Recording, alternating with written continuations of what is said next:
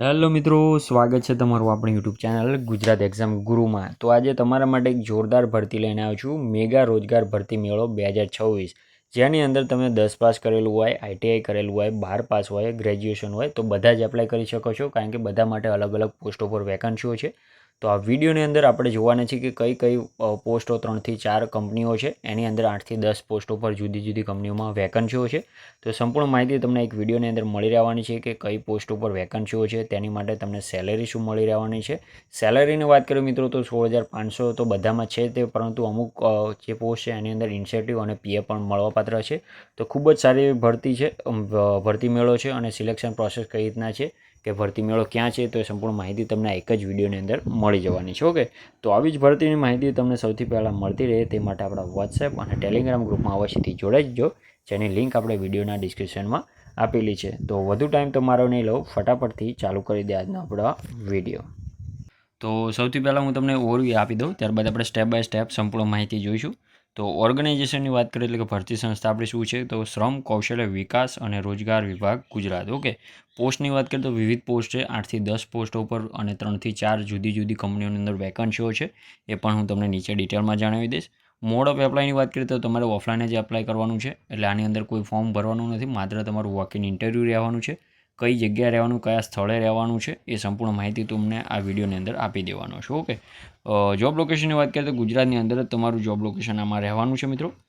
પરંતુ એને પહેલાં બેઝિક માહિતી આપી, જ્યારે તમે જાઓ ત્યારે તમારે ડોક્યુમેન્ટ શું લઈ જવાના રહેશે, તમારું ફ્રેશ જે ન્યૂ રિઝ્યુમ હતો તો સીવી તમે જે પણ કહેતા હોય એ લઈ જવાનું રહેશે। આધાર કાર્ડ, પાસપોર્ટ સાઇઝનો photos, marksheet, certificate, caste certificate એટલે કે જાતિનો દાખલો જો તમારે લાગુ પડતો હોય તો, ડોમિસાઇલ સર્ટિફિકેટ। ઓકે, તો આટલા ડોક્યુમેન્ટ ઓરિજિનલ પણ લઈ જવાના રહેશે અને બે બંધ ઝેરોક્સ કરાવીને પણ લઈ જજો, જેથી કરીને તમને છેલ્લા ટાઈમે દોડધામ ના થાય મિત્રો। ઓકે, તો પહેલી આપણી જે કંપની છે એની વાત કરીએ, કંપનીનું નામ છે પરફેક્ટ ઓટો સર્વિસ તરીકેની, જેની અંદર પહેલી જગ્યાની વાત કરીએ તો અકાઉન્ટર એક્ઝિક્યુટિવની ભરતી છે, જેની અંદર લાયકાતની વાત કરીએ મિત્રો તો બીકોમ અને એમકોમ માગેલું છે, અને પગારની વાત કરીએ તો અનુભવ મુજબ તમને આની અંદર પગાર મળી રહેવાનો હશે। ઓકે, અને મેલ અને ફિમેલ બંને એપ્લાય કરી શકે છે।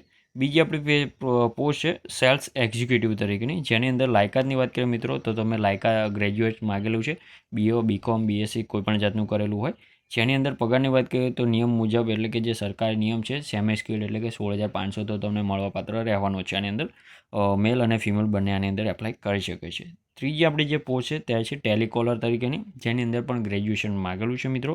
જેની અંદર પગારની વાત કરીએ તો 16,000 સુધી તમને પગાર મળી રહેવાનો છે, અને આની અંદર માત્ર ફિમેલ જ એપ્લાય કરી શકે છે। ઓકે, ત્યારબાદ બીજી આપણી જે કંપની છે એનું નામ છે કટારિયા ઓટોમોબાઈલ્સ પ્રાઇવેટ લિમિટેડ, જેની અંદર પહેલી આપણી જે પોસ્ટ છે તેની વાત કરીએ કસ્ટમર કેર એક્ઝિક્યુટિવ તરીકેની, જેની અંદર લાયકાતની વાત કરીએ મિત્રો તો 10 પાસ, 12 પાસ અથવા તો ગ્રેજ્યુએશન કોઈ પણ એપ્લાય કરી શકે છે, અને પગારની વાત કરીએ તો અનુભવ મુજબ મળવાનો છે, અને મેલ અને ફિમેલ બંને એપ્લાય કરી શકે છે। બીજી આપણી પોસ્ટ છે અકાઉન્ટર એક્ઝિક્યુટિવની, જેની અંદર ગ્રેજ્યુએશન માગેલું છે મિત્રો। પગારની વાત કરીએ તો એ પણ અનુભવ મુજબ મળવાનું છે, અને મેલ અને ફિમેલ બંને એપ્લાય કરી શકે છે।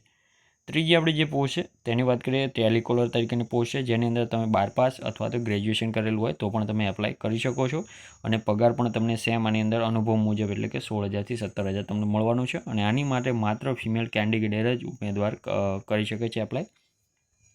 ચોથી આપણી જે પોસ્ટ છે તેનું નામ છે સેલ્સ એક્ઝિક્યુટિવ, જે એની લાયકાતની વાત કરીએ તો ગ્રેજ્યુએશન માગેલું છે, બીએ, બીકોમ, બીએસસી કોઈ પણ જાતનું, અને અનુભવની વાત કરીએ મિત્રો તો અનુભવ મુજબ તમને સેલેરી મળી રહેવાની છે આની અંદર। ઓકે, ત્યારબાદ છે મિકેનિક તરીકેની, જેની અંદર તમારે આઈટીઆઈ પાસ કરેલો હોવું ફરજિયાત છે, જેની અંદર અનુભવ મુજબ તમને પગાર મળી રહેવાનો છે, અને આની અંદર માત્ર મેલ કેન્ડિડેટ જ ઉમેદવારી કરી શકે છે। ઓકે, ત્રીજી આપણી જે પોસ્ટ છે અતુલ મોટર્સ પ્રાઇવેટ લિમિટેડ તરીકેની, જેની અંદર પહેલી આપણી જે પોસ્ટ છે એની વાત કરીએ કસ્ટમર કેર એક્ઝિક્યુટિવ, જેની અંદર લાયકાતની વાત કરીએ મિત્રો તો ગ્રેજ્યુએશન માગેલું છે, અને પગારની વાત કરીએ 13,000 થી 17,000 સુધી પ્લસ ઇન્સેન્ટિવ મળવાપાત્ર તમને આની અંદર મળી રહેવાનું છે। ઓકે, અને આની અંદર મેલ અને ફિમેલ બંને એપ્લાય કરી શકે છે।